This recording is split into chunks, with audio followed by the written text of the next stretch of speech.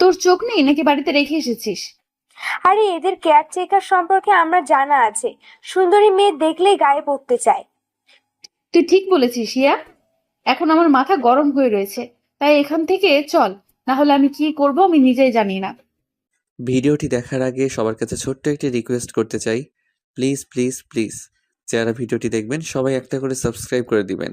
আপনাদের ভালোবাসা পেলে এমন ভিডিও আরও উপহার দিব। ভিডিওগুলো বানাতে অনেক কষ্ট হয়, আমি জানি। ভিডিওটি অনেক মানুষই দেখবেন, প্লিজ একটা করে সাবস্ক্রাইব করে দিবেন। সবাইকে পুরো গল্পটি দেখার জন্য অনুরোধ রইল। আর যারা আমাকে ভালোবাসে তারা একটা করে লাইক করে দেখিয়ে দিবেন। Love you all. তো চলুন আজকের ভিডিওটি শুরু করা যাক। তোর জন্য একটা চাকরি আছে। কোম্পানির বাইক, কোম্পানির ফোন, শুধু কয়েকটা ফোন কল করবি আর রিসিভ করবি, প্লাস কিছু জিনিস ডেলিভারি করবি। এমনকি মেয়েরা পর্যন্ত তোর সাথে কথা না বলে ঘুমাবে না। এই না তুই আমার বন্ধু, বল কি চাকরি যে এত সুযোগ পাবো? Pizza delivery. কি? Pizza delivery? আমি বিদেশ থেকে এত বড় ডিগ্রি নিয়ে এসেছি এই পিৎজা ডেলিভারির জন্য? দেখ দোস্ত, এখনকার সময় এই ডিগ্রি ফিগ্রিতে কিছুই হয় না। আর তোর ভালো একটা চাকরি পেতে কিছুদিন সময় লাগবে। এতদিন চলার জন্য তোর তো হাত খরচ লাগবেই। ঠিকই বললি। আচ্ছা, কবে থেকে চাকরিতে জয়েন করব? আমার বন্ধুর একটি পিৎজা হাট আছে, সেখানেই তোকে চাকরি পাইয়ে দেবো। ধন্যবাদ দিয়ে তোকে ছোট করব না বন্ধু। আমার এই বিপদের সময় তুই আমাকে সাহায্য করলি, আমায় এই ঋণ কখনো পূরণ করতে পারবো না। দেখ দোস্ত, তুই আমার জন্য কি করতেছস এই গ্যারেজের সবাই জানে, তাই এইসব ফালতু কথা বলবি না। এখন চল, তোকে আমার বন্ধুর দোকানে নিয়ে যাই। ঠিক আছে, চল। রাজু, গ্যারেজটা দেখ, আমি আসছি। ঠিক আছে উস্তাদ। আমি আর আমার বন্ধু পিৎজা হাটের দিকে রওনা দিলাম তার বাইক নিয়ে। আপনারা নিশ্চয়ই ভাবছেন যে আমি অনেক গরিব। আসলে তা নয়। আমার বাবা সেলিম হোসেন এই দেশের টপ 5 বিজনেসম্যানদের মধ্যে একজন। আমার নাম রাকিব হাসান রাজ। আমার এক ছোট বোন আছে, সে ইন্টার ফার্স্ট ইয়ারে পড়ে। আমি এতদিন বিদেশ থেকে লেখাপড়া কমপ্লিট করে আজ সকালে বাসায় আসলাম। বাসায় এসে দেখি আব্বু কিছু নিয়ে একটা কাজ করছে। আমাকে দেখেও কিছু বলল না, তবে এটা আমার অভ্যাস হয়ে গেছে। আব্বু বিজনেস ব্যতীত কিছুই বোঝে না। আরে তুই কখন এলি? এই যে আম্মু, এইমাত্র আসলাম। ভাইয়া, তুই এসেছিস? আমার জন্য কি আনলি? তোর মতো পেতনির জন্য কি আনবো রে? ভাইয়া, তুই না খুব পচা। হারে, আমি তো এমনিতেই মজা করছিলাম। তোর জন্য অনেক চকলেট প্লাস বিদেশি আটা ময়দা সব এনেছি। সত্যি ভাইয়া, I love you. I love you my sis. তোদের ভাই বোনের খুনসুটি কখনো শেষ হবে না নাকি? আমি গিয়ে ফ্রেশ হয়ে আসি। দাঁড়া। আমি পিছনে তাকিয়ে দেখি আব্বু আমাকে ডাকছে। কিছু বলবা আব্বু? তোর শার্টে রক্ত কেন লেগে আছে? আমি আমার শার্টের দিকে তাকিয়ে দেখি যে এক কোণে রক্ত লেগে আছে। আমি তো এতক্ষণ খেয়ালই করিনি। তুই কি ব্যথা পেয়েছ নাকি? ভাইয়া ব্যথা পাবে? আসলে বলো, কাকে বা কাদের ব্যথা দিয়ে এসেছে?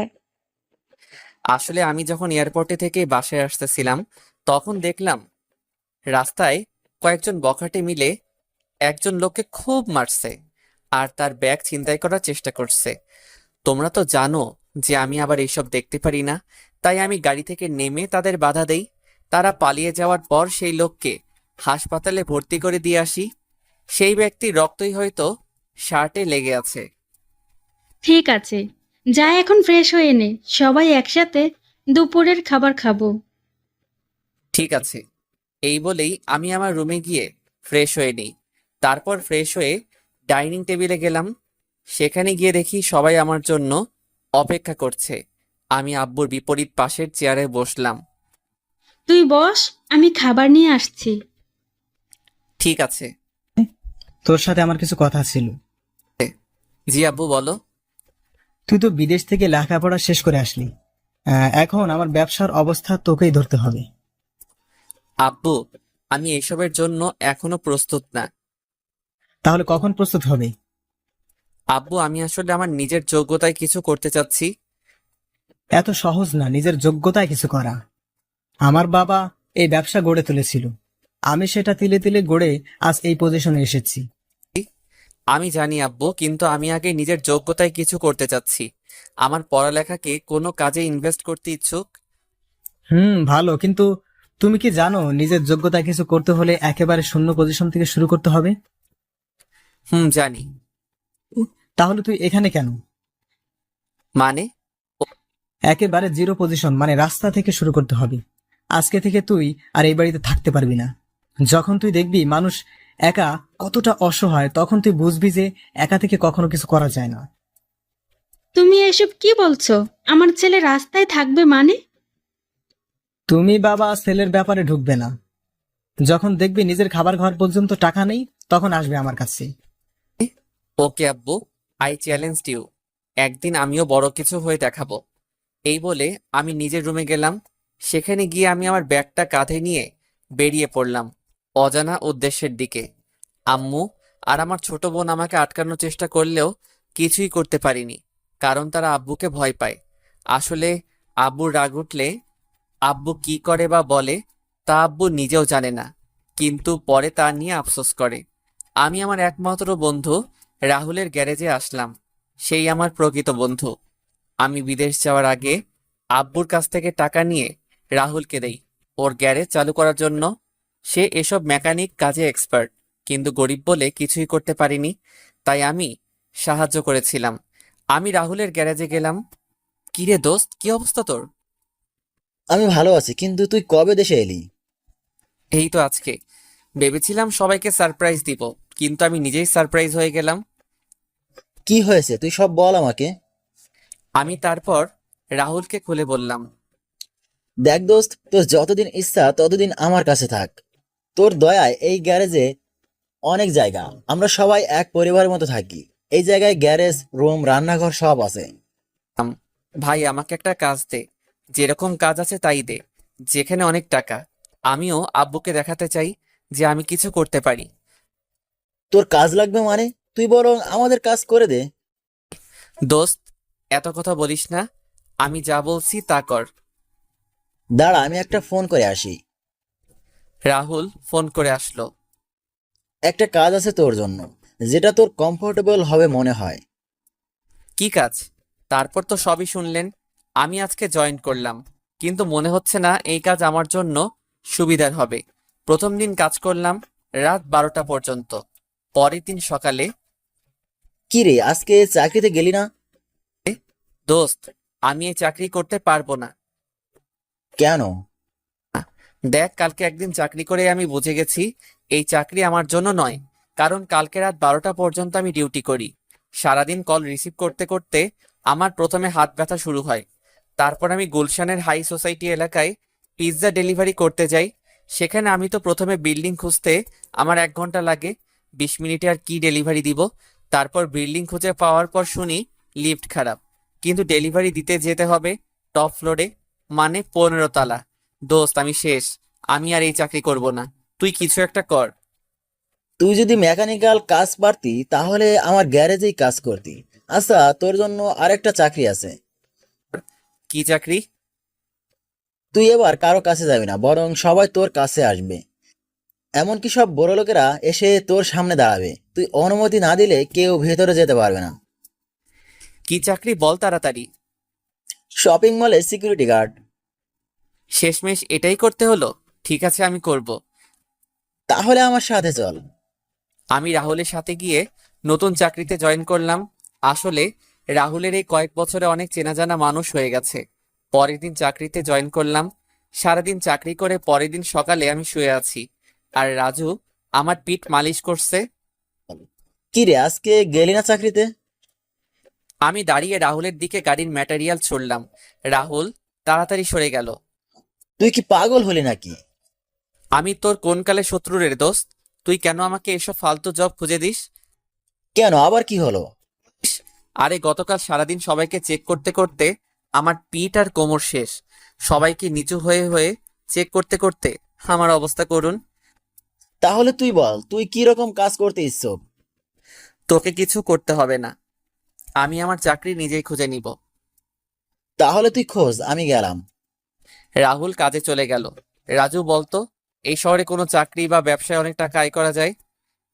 স্যার এই আমাকে স্যার বলার দরকার নেই, আমাকে ভাই বলে ডাকবি। আচ্ছা ভাই, এই শহরে যদি আপনি বড়লোক হতে চান তাহলে আপনাকে ট্যাক্সি চালক হতে হবে। ট্যাক্সি চালক, going to the near of a taxi. Taxi চালক। হ্যাঁ ভাই, এই শহরে সব থেকে বেশি ইনকাম করে ট্যাক্সি চালকেরা।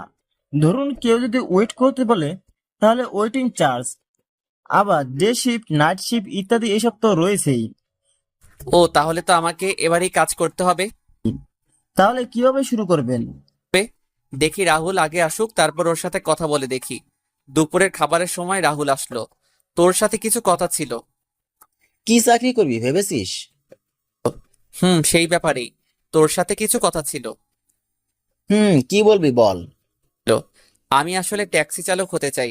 শুনলাম নাকি একজন ট্যাক্সি চালক অনেক টাকা ইনকাম করে। তুই ঠিকই শুনেছিস, কিন্তু একজন ট্যাক্সি চালক যেমন অনেক টাকা আয় করে তেমনি অনেক টাকা ব্যয়ও করতে হয়। মানে? তোর কি ড্রাইভিং লাইসেন্স আছে? আছে, থাকবে না কেন? তুই কি ট্যাক্সি ভাড়া চালাবি নাকি নিজের ট্যাক্সি চালাবি? কোনটাই বেশি টাকা আয় করা যাবে? তুই যদি ভাড়ায় ট্যাক্সি চালাতে ইচ্ছুক তাহলে বেশি টাকা আয় হবে না, কারণ বেশিরভাগ টাকা ভাড়া দিতেই চলে যাবে।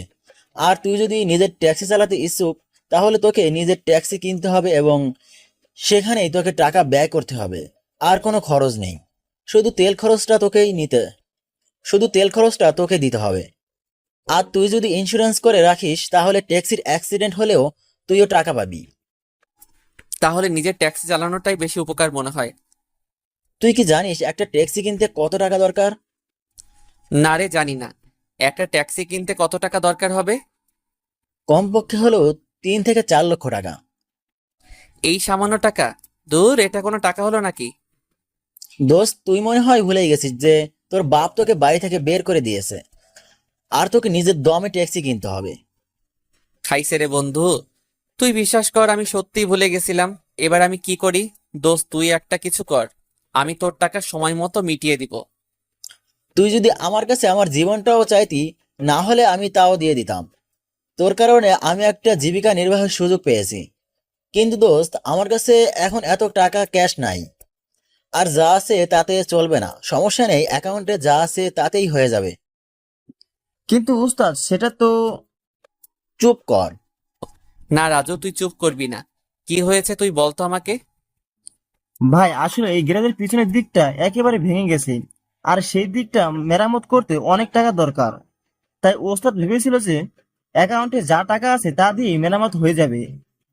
রাহুল, রাজু যা বলছে তা কি সত্যি? আরে ছাড় না, এই গ্যারেজ তোর দান। আমার সবকিছু দিয়ে দিলেও আমার কিছু যায় আসে না, আর আমি গ্যারেজটা মেরামত পরেও করতে পারবো। না দোস্ত, এটা হয় না। তুই তোর অ্যাকাউন্ট থেকে একটা টাকা খরচ করবি না। তাহলে ট্যাক্সি কিনবি কোথা থেকে? দরকার হলে ব্যাংক থেকে লোন নিব। গুড আইডিয়া, কিন্তু লোন নিতে গেলে কিছু তো বন্ধক রাখতে হয়। সেটা দেখা যাবে। এখন তুই রেডি হয়ে নে, আমি আর তুই ব্যাংকে যাব। ঠিক আছে, চল। তারপর আমি আর রাহুল মিলে ব্যাংকে গেলাম। সেখানে গিয়ে ব্যাংকের ম্যানেজারের সাথে যোগাযোগ করলাম। দেখুন মিস্টার রাকিব, আপনার কোয়ালিফিকেশন অনেক হাই লেভেলের, কিন্তু আপনি যে অ্যামাউন্ট লোনের জন্য অ্যাপ্লাই করেছেন আর যে কাজে অ্যামাউন্টটা ব্যয় করবেন সেটা মানানসই না। মানে আপনার শিক্ষাগত যোগ্যতা অন্য লেভেলের, আর এই হিসাবে আপনি যদি ট্যাক্সির জন্য ব্যাংক থেকে লোনের জন্য অ্যাপ্লাই করেন তাহলে এই অ্যামাউন্ট আমরা দিতে পারবো না, কারণ একটা ট্যাক্সি থেকে এই অ্যামাউন্ট আমাদের ব্যাংকের হিসাবের খাতের সাথে মানানসই না। তাহলে আপনি আমাদের লোন দিবেন না? দেখুন, আপনারা যদি কোনো কিছু বন্ধক রাখতে চান আর সেটা যদি আপনাদের লোনের অ্যামাউন্টের সাথে সমান হয় তাহলে আপনার লোন পাস হবে, আর না হলে ইউ মে গো নাও। কিন্তু আমার কাছে তো এমন কিছুই নেই যা বন্ধক রেখে এত বড় অ্যামাউন্টের লোন নিব। তাহলে আপনারা অন্য জায়গায় চেষ্টা করতে পারেন, কিন্তু আমার মতে সবাই একই কথা বলবে, কারণ ব্যাংক পলিসি এমনই হয়। তারপর আমি আর রাহুল মিলে আরো 3টা ব্যাংকে গেলাম, কিন্তু সবাই একই কথা বলেছে। রাত হয়ে এসেছে, তাই আমরা দুইজন গ্যারেজে চলে আসলাম। সকালে যখন আবার বের হব তখন দেখ দোস্ত, আমরা অনেক ব্যাংকে ঘুরছি কিন্তু কেউ আমাদের লোন পাস করবে না। কিছু একটা বন্ধক রাখতেই হবে। আমি জানি বন্ধু, কিন্তু তুই তো জানিস যে আমার কাছে এমন কিছুই নেই যা বন্ধক রেখে আমি লোন আনবো। তোর কাছে নেই কিন্তু আমার কাছে তো আছে। মানে? মানেটা হলো আমি আমার এই গ্যারেজটা বন্ধক রাখবো। তুই পাগল হলি নাকি? এই গ্যারেজটা তোর ছোটবেলার স্বপ্ন, আর তুই আজকে তোর স্বপ্ন এইভাবে ভেঙে দিবি? এই গ্যারেজটাও যে তোরই অবদান। এখন যদি তুই আমার থেকে এই হেল্প না নেস তাহলে তুই আমাকে আর বন্ধু বলে ডাকবি না। সবাই বলে টাকা দিয়ে সব সম্পর্ক টিকে থাকে, কিন্তু বন্ধুত্ব টিকে থাকে ভালোবাসা দিয়ে। আর সেটা তুই আজকে প্রমাণ করে দিলি। কথাটা বলেই আমি রাহুলকে জড়িয়ে ধরলাম। হয়েছে, এখন আমাকে স্যার ব্যাংকেও যেতে হবে। চল। আমাকে ফ্রেন্ড রিকোয়েস্টের সাথে মেসেজও দিতে হবে, না হলে রিকোয়েস্ট অ্যাকসেপ্ট হবে না। ফাও ফাও রিকোয়েস্ট দিয়ে লাভ নাই। তারপর আমি আর রাহুল মিলে অন্য একটা ব্যাংকে গেলাম। সেখানে গিয়ে ব্যাংকের ম্যানেজারের কেবিনে গেলাম। ম্যানেজার অন্যদিকে ঘুরে ফাইল দেখেছিল, তাই আমি তার মুখও দেখতে পাইনি। স্যার, আপনাদের ব্যাংকে একটা লোনের জন্য অ্যাপ্লাই করতে চাই। ব্যাংকের ম্যানেজার ফাইলে রেখে যখন আমাদের দিকে ঘুরে তাকায়, তখন আমি ম্যানেজারকে দেখে অনেক অবাক হয়ে যাই। কারণ এটা সেই লোক যাকে আমি এয়ারপোর্ট থেকে ফেরার পথে বাঁচিয়েছিলাম। সেও আমাকে দেখে অবাক হয়েছে, এটা তার মুখ দেখলেই বোঝা যাচ্ছে। আরে ভাই, আপনি? ম্যানেজার, আপনি কি রাকিবকে চেনেন নাকি? আরে তোকে ওই দিন বললাম না যে এয়ারপোর্ট থেকে আসার সময় এক লোককে ছিনতাইকারীর হাত থেকে বাঁচিয়েছিলাম? এই সেই লোক। ওহ, সেদিন আমি ব্যাংকের টাকা নিয়ে হেড লকারে যাচ্ছিলাম। সেদিন যদি আপনি আমাকে রক্ষা করতেন তাহলে আমার চাকরিটাই হয়তো আর থাকতো না। বাদ দেন বিষয়টা, সেটা তো আমার মানবিক দায়িত্ব ছিল। আপনারা এখানে কি করে, কোনো কাজের জন্য এসেছেন? হ্যাঁ, আসলে আমার একটা ট্যাক্সি কেনার জন্য 3 লক্ষ টাকা লোনের দরকার, কিন্তু সব ব্যাংক আমাদের না বলে দিয়েছে, কারণ আমাদের কাছে তেমন কোনো জিনিস নেই যা আমরা বন্ধক দিয়ে লোন উঠাতে পারি। এটা কোনো ব্যাপার না, আমি আপনার লোন পাস করিয়ে দেব। কিন্তু কোনো গ্যারান্টি ছাড়াই আমাকে লোন দিয়ে দিবেন? যে ব্যক্তি একজন অচেনা মানুষের জীবন বাঁচাতে নিজের জীবন রিস্ক রেখে, সে আর যাই করুক না কেন, কোনো ঠকবাজ হবে না। আপনি শুধু এই ফর্ম আর কিছু কাগজের সাইন করে দিন, তাহলে আগামীকালের মধ্যে আপনার লোন পাস হয়ে যাবে। কি বলে যে আপনাকে ধন্যবাদ দিব আমি জানি না। আপনি আমার যত উপকার করেছেন তার বিচারে আমার উপকার একেবারেই ছোট। আপনি শুধু লোন সময় মতো পরিশোধ করে দিবেন। সেটা নিয়ে টেনশন করবেন না, আমি সময় মতো সব লোন পরিশোধ করে দিব। তারপর আমি আর রাহুল ব্যাংক থেকে গ্যারেজে ফিরে আসলাম। দেখলি তো, ভালো মানুষের সাথে সবসময় ভালোই হয়। হুম, তুই একেবারে ঠিক কথা বললি। আবার এই দিক থেকে তোর গ্যারেজটা বেঁচে গেল। তাও ঠিক। পরের দিন সকালে আমি আর রাহুল ব্যাংক থেকে টাকাটা নিয়ে শোরুমে চলে গেলাম। তারপর রাহুল গাড়ির কোয়ালিটি চেক করে একটা উন্নত মানের কম দামি ট্যাক্সি প্রায় 3 লক্ষ টাকার মতো কিনে দিল। তারপর রাহুল আমার রেজিস্ট্রেশন আর সাথে যা কাগজপত্র আছে তা সব ঠিক করে দিল। আমার গাড়িটা ট্যাক্সি বললে ভুল হবে, ক্যাবের মতো। অনলাইন ওয়েবসাইটে আমার অ্যাকাউন্ট খুলেছি। এখন যে কেউ আমাকে মানে আমার ট্যাক্সিকে অনলাইনে বুকিং করতে পারবে। আমি একটা নতুন সিম নিয়েছি, সেখানে শুধু বিজনেসের ব্যাপারে কথা বলবো। প্রথম দিন ট্যাক্সি স্ট্যান্ডে গেলাম, প্রায় 2 ঘন্টা হয়ে গেল, কোনো প্যাসেঞ্জার নেই। এখন বুঝতেছি যে টাকা ইনকাম করা অনেক কষ্টের ব্যাপার।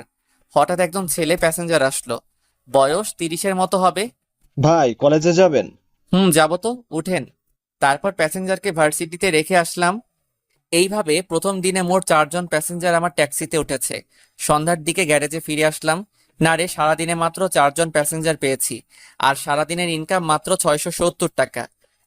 চিন্তা করিস না, আস্তে আস্তে সব ঠিক হয়ে যাবে। তাই যেন হয়। আমাদের কথা বলার সময় হঠাৎ আমার ফোন বাজা শুরু করলো। কি রে, কে ফোন দিল? বাসা থেকে নাকি? না, আমি তো আমার আগের সিম ডিঅ্যাক্টিভেট করে ফেলেছি, আর নতুন সিম নিয়েছি যেটা অনলাইনে বুকিং এর জন্য। তাহলে মনে হয় কোনো প্যাসেঞ্জারের ফোন, তাড়াতাড়ি তোল। কিন্তু আমি আজ অনেক ক্লান্ত, তাই আজকে আর কোথাও যেতে পারবো না। আরে হাদারাম, নাইট শিফটে অনেক টাকা আসে, সাধারণ চার্জের থেকে 3 গুণ টাকা বেশি। তারপর আমি কলটা রিসিভ করলাম, আর ওই পাশ থেকে একটা মেয়ের কণ্ঠ শুনতে পেলাম। হ্যালো, আমার একটা ট্যাক্সি প্রয়োজন। কিন্তু এখন তো রাত 8টা বাজে, আর আমার শরীর অনেক ক্লান্ত। আপনি অন্য কোনো ট্যাক্সির ব্যবস্থা করুন। আপনি যত টাকা চান দেব, তাও প্লিজ আসুন। ঠিক আছে, অ্যাড্রেসটা বলুন। আসলে টাকার কথা শুনে রাজি হয়ে গেলাম। আপনি এঞ্জেল নাইট ক্লাবে চলে আসুন। ঠিক আছে, আধা ঘন্টার মধ্যে আসতেছি। এই বলে আমি রাহুলকে বিদায় জানিয়ে অ্যাঞ্জেল নাইট ক্লাবের উদ্দেশ্যে বেরিয়ে পড়লাম। আরও একটা কথা, আপনারা হয়তো ভাবছেন যে আমি বিদেশে থেকেও এই দেশের রাস্তাঘাট কিভাবে চিনি। আসলে আমার ড্রাইভিং এক্সপিরিয়েন্স আছে, সাথে আমার ট্যাক্সিতে জিপিএস সিস্টেম লাগানো আছে, যার ফলে আমার রাস্তাঘাট চিনতে কোনো সমস্যা হয় না। আমি অ্যাঞ্জেল নাইট ক্লাবে পৌঁছাতে পৌঁছাতে রাত প্রায় 10টা বেজে গেল। আমি সেই মেয়েকে আবার ফোন দিলাম তিনি কোথায় আছে তা জানার জন্য। হ্যালো ম্যাম, আপনি কোথায়? আমি তো ক্লাবে পৌঁছে গেছি। হ্যাঁ, ক্লাবের দরজার কাছে আসুন। ঠিক আছে। ফোনটা রেখে আমি ক্লাবের দরজার কাছে গেলাম। সেখানে গিয়ে দেখি এক রূপসী কন্যা বসে আছে, কিন্তু ফুল মাতাল হয়ে। আমি বুঝে গেলাম এই সেই মেয়ে যে আমাকে ফোন করেছিল। ম্যাম, আমি সেই ট্যাক্সি চালক যাকে আপনি ফোন করেছিলেন। আসুন। আমি ট্যাক্সিতে কিভাবে যাব? দেখতেছো না আমার অবস্থা? আমাকে নিয়ে চলুন। ঠিক আছে, চলুন। তারপর আমি মেয়েটাকে ধরে ধরে আমার ট্যাক্সির কাছে নিয়ে গেলাম, তাকে আমার পাশে বসালাম। আমি ড্রাইভিং সিটে গিয়ে বসলাম। ম্যাম, এখন বলুন কোথায় যাবেন? যেখানে ইচ্ছে সেখানে নিয়ে যাও। ম্যাম, এত রাতে ফাইজলামি করবেন না, প্লিজ বলুন কোথায় যাবেন। পার্ক স্ট্রিটে নিয়ে চলুন। ঠিক আছে। তারপর মেয়েটাকে নিয়ে পার্ক স্ট্রিটে যাওয়ার জন্য গাড়ি চালানো শুরু করলাম। তোমার পাশে একটা হট মেয়ে বসে আছে, আর তুমি সুযোগ নিচ্ছ না। ম্যাম, আপনি ফুল মাতাল হয়ে গেছেন। কি বলতেছেন আপনি নিজেই জানেন না? আমি তোমার মতো এত হ্যান্ডসাম স্টাইলিশ ট্যাক্সি চালক কখনো দেখিনি। Thanks ma'am. আসলে আমি আমার জামা কাপড় নিয়েই বাসা থেকে বের হয়েছিলাম, আর আমি সবসময় স্টাইলিশ থাকতে পছন্দ করি। কিছুক্ষণ পর, ম্যাম, আমরা পার্ক স্ট্রিটে পৌঁছে গেছি। এখন কোন দিকে যাব? ম্যাম, কোথায় যাব? এবারও উত্তর না পাওয়ায় আমি ম্যামের দিকে তাকালাম। আমি মেয়েটার দিকে তাকিয়ে পুরো 440 ভোল্টের শক খেলাম, কারণ আমি তাকিয়ে দেখে সে ঘুমিয়ে পড়েছে। আমি ভয় পেয়ে গেলাম, কারণ আমি জানি কেউ যদি নেশা করে ঘুমায় তাহলে তার ঘুম ভাঙতে 10 ঘন্টার মতো সময় লাগবে। এখন আমি কি করি? দেখি মেয়েটার পার্সে কোনো ঠিকানা পাওয়া যায় কিনা। মেয়েটার পার্স থেকে একটা আইডি কার্ড পেলাম, যেখানে দেখলাম মেয়েটার নাম সোনালিকা, গল্পের নায়িকা। আর মেয়েটি কলেজে ইন্টার ফাইনাল ইয়ারে পড়ে। এখন আমি কি করি, মাথায় তো কিছুই ঢুকছে না। রাত 1টা বেজে গেছে। এত রাতে এভাবে একটা মেয়ের সাথে থাকলে আমার জন্য ভালো হবে না। আমি মেয়েটাকে নিচ থেকে উপর পর্যন্ত একবার দেখলাম। দেখেই বোঝা যাচ্ছে মেয়েটা বড়লোকের মেয়ে। মনে হচ্ছে কোনো পার্টি থেকে মাতাল হয়ে এসেছে। একেবারে শর্ট ড্রেস পরেছে, হাঁটুর উপর পর্যন্ত ড্রেস উঠেছে। যে কেউ এভাবে একটি মেয়েকে দেখলে নিজের উপর কন্ট্রোল হারিয়ে ফেলবে। না না, আমি কি ভাবছি? কিন্তু আমি তো এক ঘোরের মধ্যে চলে গেছি। আমি মেয়েটার দিকে এগোতে লাগলাম। মেয়েটার ঠোঁটের কাছে গিয়ে আবার ফিরে আসলাম। নিজেকে নিজে 2টা থাপ্পড় দিলাম এইসব উল্টাপাল্টা চিন্তা ভাবনার জন্য। আমি সোনালিকার পার্স থেকে ওর মোবাইলটা বের করলাম, যদি কারোর সাথে যোগাযোগ করতে পারি। কিন্তু না, এটাতেও কোনো কাজ হলো না। মোবাইলের ব্যাটারি 0%।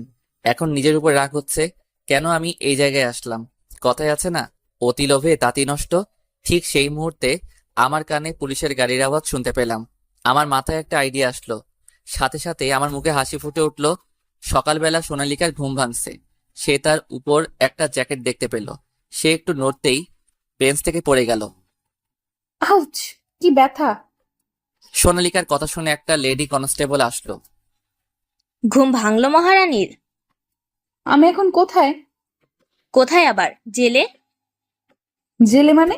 আমি জেলে কি করছি? কিছু করনি মানে? এত ড্রিঙ্ক কি কেউ করে? আসলে আমি ড্রিঙ্ক করি না, কিন্তু গতকাল আমার ফ্রেন্ডের বার্থডে পার্টিতে বন্ধুরা মিলে জোর করে ড্রিঙ্ক করিয়ে দেয়। ভাগ্য ভালো ছিল যে তোমার ট্যাক্সি চালক সৎ আর নিষ্ঠাবান ছিল, তাই সে তোমাকে আমাদের কাছে রেখে যায় আর তার জ্যাকেট তোমার উপরে দিয়ে যায়। এরকম ড্রেস কি কেউ পরে? কাল যদি অন্য কেউ থাকতো আর তার নিয়ত যদি খারাপ থাকতো, তাহলে এতক্ষণ আমরা তোমাকে খুঁজতাম আর তোমার জামা কাপড়বিহীন দেহ রাস্তার মোড়ে পড়ে থাকতো। আসলে আমি এইসব ড্রেস পরি না, কিন্তু বার্থডে পার্টিতে সব বন্ধুরা জোর করায় এই ড্রেস পরেছি। ঠিক আছে, এই নাও তোমার মোবাইল আর পার্স। ধন্যবাদ। ধন্যবাদ তো তোমার সেই ট্যাক্সি চালককে দেওয়া উচিত, যে তোমাকে এখানে নিয়ে এসেছে। আমি তাকে কোথায় পাবো? তা আমি কি করে জানবো? ও, তারপর সোনালিকা তার মোবাইল আর পার্স আর আমার জ্যাকেট সাথে নিয়ে থানা থেকে বের হয়ে গেল। তারপর সেখান থেকে একটা ট্যাক্সি করে তার বাসায় চলে গেল। বাসায় যেতেই সারা রাত কোথায় ছিলি? আমি কত টেনশনে ছিলাম জানিস? ও ড্যাড, এত হাইপার হওয়ার কিছুই নাই। গতকাল রাতে বন্ধুদের সাথে ক্লাবেই ছিলাম। মিথ্যা বলার জায়গা পাস না। আমি তোর সব বন্ধুকে ফোন করেছিলাম, কিন্তু তারা সবাই বলল তুই রাত 11টার দিকে ক্লাব থেকে বের হয়ে গিয়েছিস। Dad, sorry for telling lie. আচ্ছা, গতকাল হয়েছিলটা কি? তারপর সোনালিকা তার আব্বুকে গতকালের সব ঘটনা খুলে বলল। আমার এত আদরের মেয়ে সারা রাত জেলে কাটিয়েছে। Dad, why are you angry? গতকাল তো আমার ভাগ্য ভালো ছিল বলেই এত সৎ একজন ড্রাইভার পেয়েছি যে আমাকে নিরাপদে থানায় রেখে এসেছে। তাও ঠিক, গতকাল যদি আমার গাড়িটা নিয়ে যেতি তাহলে এই সমস্যা আর হতো না। Dad, I am sorry. ঠিক আছে, এখন গিয়ে ফ্রেশ হয়ে নাও। Okay dad. সোনালিকার ব্যাপারে তো আপনাদের কিছু বলাই হয়নি। সে হলো এই দেশের অন্যতম বিজনেসম্যান রফিক সাহেবের মেয়ে। তার মা ছোটবেলায় মারা গিয়েছিল। আমার বাবার থেকে রফিক সাহেবেরা অনেক নিম্ন স্তরের বড়লোক। সোনালিকার বাবার ভালোবাসায় আর টাকায় মোটামুটি অহংকার হলেও মনটা ভালো। তার যখন রাগ উঠে যায় তখন সে অহংকারী আর বদ মেজাজি হয়ে যায়। সোনালিকা তার রুমে গিয়ে ফ্রেশ হয়ে নিল আর আমার জ্যাকেটটা সুন্দর করে দেখতে লাগলো আর ভাবতে লাগলো যে করি হোক আমাকে খুঁজে বের করবে আর ধন্যবাদ দিবে। আমার যতটুকু মনে আছে ট্যাক্সি চালক খুব স্টাইলিশ এবং হ্যান্ডসাম ছিল। তাকে খুঁজে তার জ্যাকেটটা ফিরিয়ে দিতে হবে, সাথে ধন্যবাদ দিতে হবে, তার ভাড়াটাও দিতে হবে। কিন্তু সে আমার যত বড় হেল্প করেছে তার সামনে আমার সব সম্পত্তি দিলেও তার হিসাব মিটবে না। এইদিকে আমি আমার ট্যাক্সিতে করে প্যাসেঞ্জারদের তাদের গন্তব্যে পৌঁছে দিচ্ছি। আমি আজকে সন্ধ্যার মধ্যেই গ্যারেজে ফিরে গেলাম। কি রে, আজকে এত তাড়াতাড়ি ফিরে এলি যে? আজকে ভালো লাগছে না তাই তাড়াতাড়ি চলে আসলাম। ভাইয়ের শরীর কি খারাপ নাকি? না রে, এমনি চলে আসলাম। আসলে গতকাল দেরি করে এসেছিলাম তাই আজকে তাড়াতাড়ি চলে আসলাম। হ্যাঁ, এই কথাটাই তোকে জিজ্ঞেস করব বলে আর করা হয়নি। তুই কাল রাত 2টার দিকে কোথা থেকে এলি, আবার খালি হাতে? তারপর আমি রাহুলকে গতকালকের ব্যাপারে সব খুলে বললাম।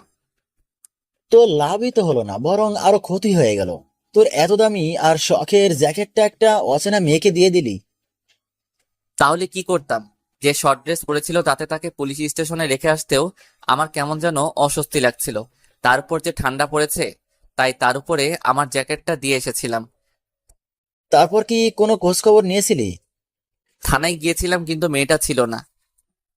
তাহলে মেয়েরা তোমাকে ধন্যবাদ না দিয়ে চলে গেল? কত বড় অকৃতজ্ঞ মেয়ে ভেবে দেখো। না রে রাজু, মেয়েটা আমার ব্যাপারে খোঁজ নিয়েছিল কিন্তু কোনো খোঁজ পাইনি। ঠিক আছে, এখন গিয়ে ফ্রেশ হয়ে শুয়ে পড়। রাতে ডিনারের সময় ডাকবো তোকে। ঠিক আছে। তারপর আমি ফ্রেশ হয়ে শুয়ে পড়লাম। রাতে রাজু এসে ডেকে যায় ডিনারের জন্য। আমি ডিনার করে ঘুমিয়ে পড়ি। পরের দিন আমি আবার সময় মতো ট্যাক্সি স্ট্যান্ডে চলে যাই। অন্যদিকে ভার্সিটিতে বুঝলি রে হিয়া, আমি যতক্ষণ পর্যন্ত এই ট্যাক্সি চালকের ধন্যবাদ না জানাই ততক্ষণ পর্যন্ত আমি ঠিক থাকতে পারবো না। তুই যে কেন বুড়ো ট্যাক্সি চালকের খেয়ালে ভাবছিস বুঝি না আমি। এই, তুই বুড়ো কেন বললি? তাহলে কি বলবো? ট্যাক্সি চালকেরা কি কখনো হ্যান্ডসাম হয় নাকি? কেন হয় না? আমি যার কথা বলতেছি সে অনেক হ্যান্ডসাম ছিল। মানছি আমি নেশায় ছিলাম, তবু আমার যতটুকু মনে আছে তাতে আমি বলতে পারি ছেলেটা ইয়ং, হ্যান্ডসাম এবং স্টাইলিশ ছিল। আর ওর জ্যাকেটটা দেখে আমি বুঝেছি ছেলেটা হয়তো বড়লোক হবে, কারণ জ্যাকেটটা অনেক দামি দামি ব্র্যান্ডের ছিল। ঠিক আছে, তোর কথা মানলাম। 1 মিনিটেই তুই তো আমাকে বলছিলি যে তুই সেই ট্যাক্সি চালককে ফোন কল করে ট্যাক্সিটা বুক করেছিলি। তাহলে তুই সেই নাম্বারে ফোন দে। এই আইডিয়া আমার মাথায় আগে কেন আসলো না? তুই সত্যি রে একটা জিনিয়াস। তারপর সোনালিকা আমাকে ফোন দিল। আমি ড্রাইভিং এ ছিলাম তাই গাড়িটা সাইডে পার্কিং করে কলটা রিসিভ করলাম। হ্যালো, কে বলছেন? হ্যাঁ, আমি স্বর্ণালিকা বলছি। কে সোনালিকা? বলার পর আমার মনে পড়লো সেই মেয়েটার কথা। আমি হলাম সেই মেয়ে যাকে আপনি আমাকে মাতাল অবস্থায় লেডি কনস্টেবলের কাছে সেফলি রেখে এসেছিলেন। ও হ্যাঁ, মনে পড়েছে। তা বলুন, কি খবর আপনার? আসলে আই এম সরি, সেদিন আপনি আমার জন্য আপত্তিকর পরিস্থিতিতে পড়েছিলেন। না না, ড্রিঙ্কস করলে এরকম হয়। তারপরও আমার নিজের উপর গিল্টি ফিল হচ্ছে। আমি আপনার সাথে দেখা করতে চাই। কেন? আমার সাথে দেখা কেন করবেন? আসলে আপনাকে ধন্যবাদ দেওয়ার ছিল। আর আপনার জ্যাকেটটাও আমার কাছে আছে। ঠিক আছে, কোথায় দেখা করবেন বলেন। আর আপনি বলেন কোথায় আসবো? আপনি এই ট্যাক্সি স্ট্যান্ডে চলে আসুন এখন। ঠিক আছে, কিন্তু আমি আপনাকে চিনব কিভাবে? আমার তো আপনার চেহারা ঠিক মনে নেই। সমস্যা নেই, আমার আপনার চেহারা ঠিকই মনে আছে। ঠিক আছে, আমি আসতেছি। ওকে। কল রেখে আমি স্ট্যান্ডের দিকে রওনা দিলাম। এমন সময় রাস্তায় দুইজন দম্পতিকে দেখতে পেলাম। মনে হলো মেয়েটা প্রেগনেন্ট। তারা হাত দিয়ে আমার ট্যাক্সিকে থামার জন্য বলছে। আমি ট্যাক্সি তাদের সামনে থামালাম। প্লিজ আমাদের সিটি হাসপাতালে নিয়ে চলুন। আমার বউ প্রেগনেন্ট, অনেক সিরিয়াস কন্ডিশন। ঠিক আছে চলুন। আসলে আজকে না বললে মানবতার হার হতো। তারপর তাদেরকে হাসপাতালে নিয়ে যেতে যেতে অনেকটা দেরি হয়ে যাচ্ছে। আর এদিকে সোনালিকা আর হিয়া দাঁড়িয়ে আছে। তারা আমার ব্যাপারে খোঁজ নিচ্ছে, কিন্তু কেউ আমার ব্যাপারে বলতে পারছে না, কারণ আমি নতুন, আমার সম্পর্কে কেউ জানে না। সোনালিকা আমাকে ফোন দিচ্ছে বারবার, কিন্তু আমার এখন হাসপাতালে যাওয়া অনেক জরুরি। কি রে, আর আসবে না মনে হয়? তোর ট্যাক্সি চালক চলে যায়। না রে, আর একটু অপেক্ষা করি, তারপর যাব। হয়তো কোনো সমস্যায় পড়েছে, তাই আসতে দেরি হচ্ছে। হতেও পারে। ঠিক আছে, অপেক্ষা করি। আমি তাদেরকে হাসপাতালে পৌঁছে দিয়ে স্ট্যান্ডের দিকে রওনা দিলাম। আমি স্ট্যান্ডের সামনে গাড়িটা পার্ক করলাম। আমি মোবাইলে দেখি মোট 35টা মিসড কল। কলের টাইম দেখে বোঝা যাচ্ছে প্রায় 1 ঘন্টা ধরে কল করেছে মেয়েটি। আমি সামনে তাকিয়ে দেখলাম 2টা মেয়ে দাঁড়িয়ে আছে স্ট্যান্ডে। আমি দেখে চিনতে পেলাম সোনালিকাকে। আমি তাদের সামনে যাওয়ার জন্য রওনা দিলাম। মনে হয় না সে আর আসবে। আমারও মনে হয়। চল এখান থেকে চলে যাই। চল। সোনালিকা চলে যাওয়ার জন্য হাঁটা শুরু করলো। আমি তাদের কাছে যাওয়ার জন্য তাড়াতাড়ি হাঁটা শুরু করলাম। তারা আমার দিকে আসছে। আমি যেই না তাদের সামনে চলে আসলাম, অমনি আমি একটা ইটে হোঁচট খেয়ে সোনালিকার উপরে পড়ে গেলাম। আমি সোনালিকার উপর থেকে উঠে ওকে হাত ধরে উঠালাম ওঠার জন্য, কিন্তু সে আমার হাত সরিয়ে নিজে উঠে নিল। সোনালিকা দাঁড়িয়ে আমার গালে ঠাস করে থাপ্পড় দিল। আমি শুধু মাথা নিচু করে আছি, কারণ আমার মাথা এখন গরম হয়ে গেছে। আর আমার মাথা গরম হলে আমি কি করব তা আমি নিজেও জানি না, তাই নিজেকে শান্ত করার চেষ্টা করছি। তোর চোখ নেই নাকি বাড়িতে রেখে এসেছিস? আরে এদের কেয়ারটেকার সম্পর্কে আমরা জানা আছে, সুন্দরী মেয়ে দেখলেই গায়ে পড়তে চায়। তুই ঠিক বলেছিস ইয়া। এখন আমার মাথা গরম হয়ে রয়েছে, তাই এখান থেকে চল, না হলে আমি কি করব আমি নিজেই জানি না। তারপর ওরা দুইজন চলে গেল, আর আমি হাবলার মতো ওদের যাওয়ার দিকে তাকিয়ে রইলাম। মেয়েটা বলল কি, যেখানে আমার মাথা গরম হওয়ার কথা সেখানে এর বলে মাথা গরম হয়ে গেছে। তারপর আমার মনে হলো কতক্ষণ ধরে মেয়েটা রোদে দাঁড়িয়েছিল, তাই হয়তো রেগে গেছে। আর আমরা মানুষরা যাদের উপর রাগ করি, সেই রাগ তাদের উপর না দেখিয়ে অন্যের দিকে নিজেদের রাগ দেখাই। আমি আর এক মুহূর্ত সেখানে না দাঁড়িয়ে সেখান থেকে চলে গেলাম গ্যারেজে। অন্যদিকে হিয়া, আমার মনে হয় আমি সেই লোকটার সাথে খারাপ ব্যবহার করেছি। তুই ঠিকই করেছিস। তাহলে এখন কি করবি? সেই লোকটা তো আর পাবো না। সেই ট্যাক্সি চালককেই একবার ফোন করে জিজ্ঞেস করি যে আজকে কেন আসলো না। গ্যারেজে শুয়ে শুয়ে ভাবছি যে আজ হলোটা কি। মেয়েটা প্রথমে আমাকে ডাকলো, তারপর নিজেই আবার অপমান করলো। এমন সময় আমার ফোন বাজা শুরু করলো। আমি ফোনটা চেক করে দেখি সোনালিকা ফোন দিচ্ছে। আমি ফোন না ধরে রেখে দেই। সোনালিকা অবিরাম ফোন দিচ্ছেই। আমি বিরক্ত হয়ে ফোন ধরলাম। হ্যালো, কি জন্য ফোন দিতেছেন? আপনি এত রেগে আছেন কেন? রেগে থাকার কথা তো আমার, কারণ আজকে আপনি আমার কথা রাখেননি। আপনি আজ কেন আসলেন না? আমি তো এসেছিলাম, কিন্তু কোনো কিন্তু নয়। কালকে আপনি ক্যাফেটেরিয়ায় আসবেন। কেন আসবো? আবার থাপ্পড় খাওয়ার জন্য? আপনার কথা ঠিক মানে বুঝলাম না। আপনি কখন থাপ্পড় খেলেন? আজকে আপনি ট্যাক্সি স্ট্যান্ডে যাকে থাপ্পড় দিয়েছিলেন, সেই লোকটি আমি ছিলাম। কি? আপনি ছিলেন? সত্যি বলতে আমি জানতাম না। আসলে আপনি না আসায় আমার মাথায় রাগ উঠে যায়। আর সেই সময় আপনি আমার উপরে পড়ে যান, তাই রাগের মাত্রা আরো বেড়ে যায়। বুঝেছি, আর বলতে হবে না। I am extremely sorry. Please কালকে আমার সাথে দেখা করবেন। ঠিক আছে, আমি কাল যাব বলে আমি ফোনটা কেটে দিলাম। আমি ফোন রেখে দেখে আমার সামনে রাহুল দাঁড়িয়ে আছে। কি রে, কিছু বলবি? তুই এখন কার সাথে কথা বললি? কার সাথে আবার? প্যাসেঞ্জারের সাথে? না না, তুই আমাকে মিথ্যা বলতেছিস। আমি শুনেছি কাল কোথাও একটা যাবি, অপর পাশের ব্যক্তির সাথে। ক্যাফেটেরিয়াতে যাব সোনালিকার সাথে দেখা করতে। এই সোনালিকাটা আবার কে? আরে সেদিন বললাম না, ওই মেয়েটার ব্যাপারে যাকে আমি পুলিশ স্টেশনে রেখে এসেছিলাম। বুঝলাম, কিন্তু সেই মেয়েটার সাথে তোর আবার কিসের কথা? তারপর আমি রাহুলকে আজকে সারাদিনে যা হয়েছে সব বললাম। এই মেয়েটা তোর পিছে কেন পড়েছে? জানি না রে। আমার মনে হয় তোর প্রেমে পড়ে গেছে। আরে সে তো এখনো আমার চেহারাও দেখেনি। তাহলে তুই প্রেম কর মেয়েটার সাথে। এ হয় না রে দোস্ত। কেন হয় না? মেয়েটা কি সুন্দর না? সুন্দর না মানে? একেবারে পরীর মতো সুন্দর। তাহলে তোর প্রবলেমটা কোথায়? আমার লক্ষ্য হলো এখন বড়লোক হওয়া, আর আব্বুকে প্রমাণ করে দেওয়া যে আমিও কিছু হতে পারি। তা তো আমি জানি ভাই, কিন্তু আর কতদিন সিঙ্গেল থাকবি? আমার নিয়ে তোকে ভাবতে হবে না, তুই বল তোর কি খবর? আমার আর কি, আমার আগামী মাসে বিয়ের কথা হবে। তোর বিয়ে হবে আর আমি জানি না? আরে আমি একটা রিলেশনে আছি, আর আব্বু আম্মুকে গ্রাম থেকে তাদের কাছে সামনের মাসে পাঠাবো আমার বিয়ের কথা বলতে। আর তুই তো আমার বিয়ের সব দায়িত্ব নিবি, তুই না থাকলে কি আমার বিয়ে হবে? এখন আমাকে পাম দিচ্ছিস, পরে তো বউ পেয়ে বন্ধুকে ভুলে যাবি। আরে একদম না, তুই হলে আমার জিগারের দোস্ত, তোকে কি করে ভুলতে পারি? তুই থাক, আমার ফোন এসেছে। যা। তারপর ট্যাক্সি নিয়ে আবার বের হলাম। আজকে নাইট শিফট করে মোটা অঙ্কের টাকা হাতে এসেছে। এভাবে যদি কয়েক মাস ভালো করে ইনকাম করতে পারি তাহলে আমার আর অন্য চাকরি করতে হবে না, এই ব্যবসায় সেটেলড হয়ে যাব। পরের দিন সকালে ট্যাক্সি নিয়ে বের হলাম, আর বিকালে সোনালিকার বলা ক্যাফেটেরিয়াতে চলে গেলাম। সেখানে গিয়ে সোনালিকাকে ফোন দিলাম। Hello ma'am. হ্যাঁ বলুন, আপনি এখন কোথায়?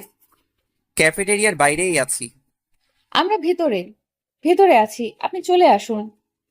Okay ma'am. তারপর আমি ক্যাফেটেরিয়ার ভিতরে ঢুকলাম। আশেপাশে তাকিয়ে দেখলাম সোনালিকা ম্যাম আর তার পাশে তার বান্ধবী বসে আছে ক্যাফেটেরিয়ার এক কোণের টেবিলে। সেই দিনের থেকে আজকে বেশি সুন্দর লাগছে ম্যামকে, কিন্তু আমাকে এসব বিষয় দেখলে চলবে না। আমি তাদের কাছে গেলাম। হ্যালো ম্যাম, আমি সেই দিনের ট্যাক্সি চালক। সোনালিকা আর হিয়া আমাকে নিচ থেকে উপর পর্যন্ত চেক আউট করলো, তারপর কথা বলা শুরু করলো। ও, আপনি বসেন। Thanks ma'am. এইসব ম্যাম ট্যাম আমার পছন্দ না। আমার নাম সোনালিকা, আর এ হলো আমার বান্ধবী হিয়া। আমি রাকিব, একজন সাধারণ ট্যাক্সি চালক। দেখে তো মনে হয় না। মানে? হিয়া বলতে চাচ্ছে যে আপনাকে থুকু, মানে আপনি আমাদের থেকে 3-4 বছরের বড়। তাও আমি কি তোমাকে তুমি বলতে পারি? আমি কিছুক্ষণ চুপ থেকে তারপর বললাম, হ্যাঁ কেন নয়। আর আমি কি বলবো? তুই ভাই বলে ডাকিস।